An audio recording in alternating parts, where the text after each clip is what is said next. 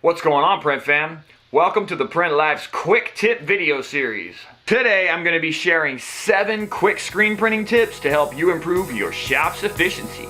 Let's get started, baby!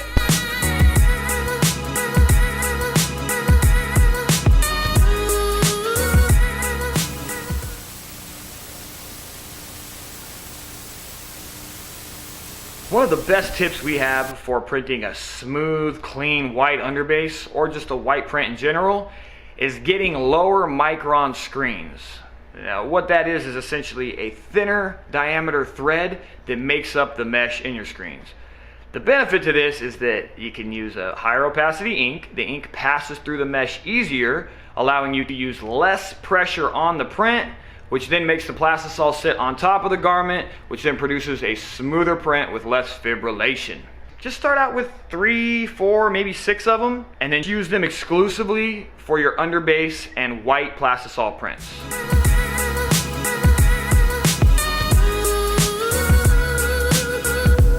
This next tip I wasn't even going to share with you because it's just so good. But considering the nature of the print life and the print community, I'm going to share it with you today. As any screen printer knows, taping and retaping and untaping your screens is a pain in the butt.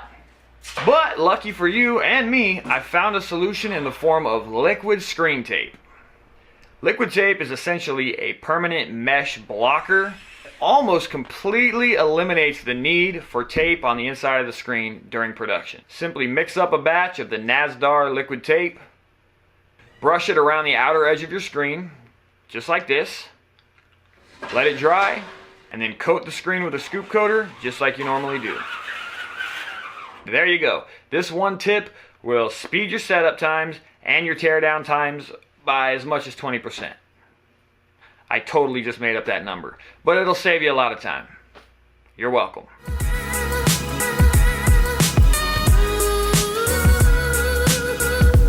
A common frustration for screen printers is pinholes, but I have a solution. This is the film we're going to be burning onto the screen, and these are my simulated pinholes.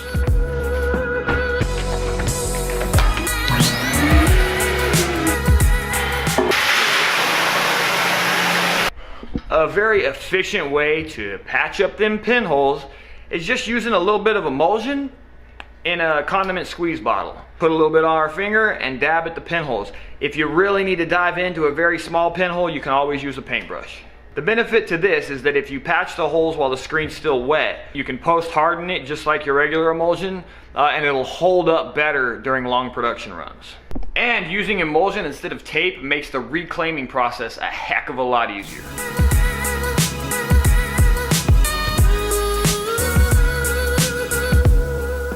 This next hack is useful for someone that does water-based printing like for half of their jobs. You're gonna expose your screen, then grab the Chromaset emulsion hardener, and while the screen is still wet, squeeze it out onto the emulsion.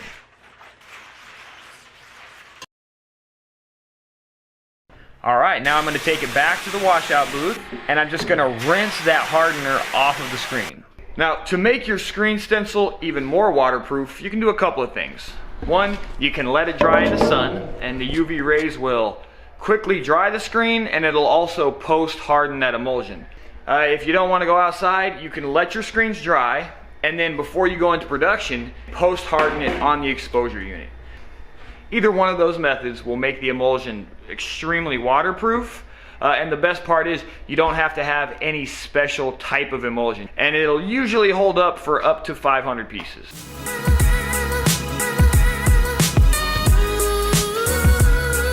If you're a screen printer, you've been there before. You expose your screen, you set it up on the press, you spend all that time registering it, and then you go to print only to realize that there is some hardened emulsion right in the middle of your open mesh. Now you gotta reset the thing up, right? Well, not if you use a spot gun. You gotta learn how to aim the thing, but once you can aim it, point it at the opening in the mesh, and hit that hard to get emulsion spot. Bada bing, bada boom.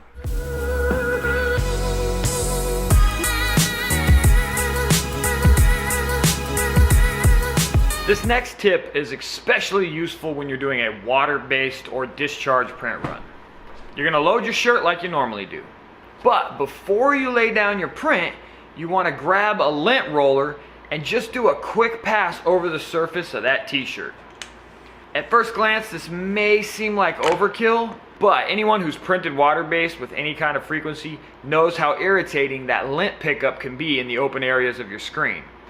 By taking just a few extra seconds and lint rolling that garment before you do the print, you'll save yourself tons of time and misprinted garments because of lint pickup.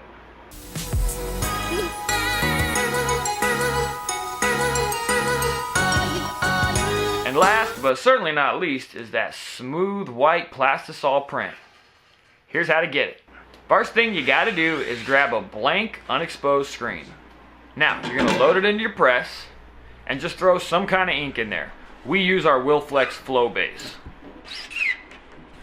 Chuck a squeegee into the screen. The secret to this working out is using silicone spray on the bottom of the unexposed screen. Just spray the heck out of it. Then use your hand and just kind of smear that silicone spray all around on the bottom of the mesh. This prevents the screen from sticking to the flashed print. Load a shirt, do a print, flash the print, and as soon as you're done flashing that print, bring it back around, lower the unexposed screen onto the print, and do a push stroke. Do a couple of push strokes using a lot of downward force to flatten the living crap out of that image.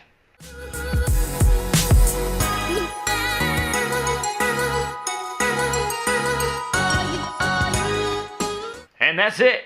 You got a high fashion plastisol white ready for the runway. Alright print fam, that's a wrap on our 7 screen printing hacks. If you liked this video, leave a nice comment, share it, like it, subscribe, and of course, ding the bell so that you're notified when I do another upload. By the way, I'm uploading daily. Just thought I'd put that out there. That's it for me. See you next time, print fam. Peace out. Yeah.